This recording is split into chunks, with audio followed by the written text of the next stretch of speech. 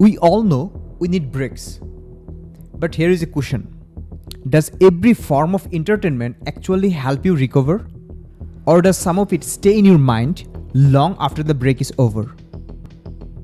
Today, I want to share one simple observation that changed the way I take breaks. Hello everybody.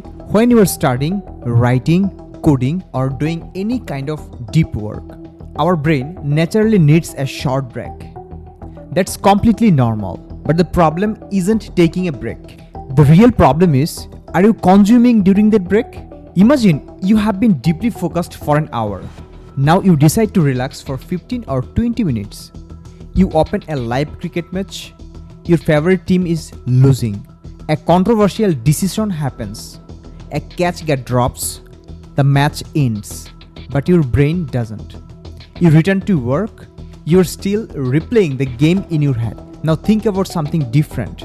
You watch a familiar comedy or a cartoon video. You already know the characters. You know roughly how the story will end.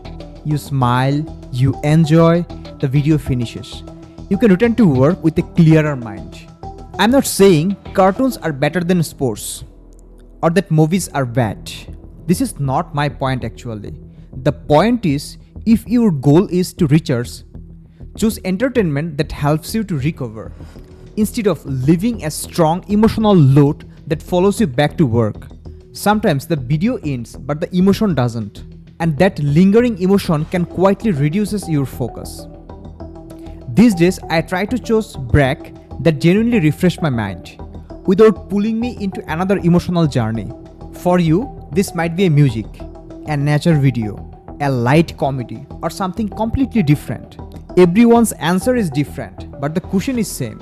Is your entertainment recharging your brain or draining it? I'd love to know your one. What do you usually watch during your breaks?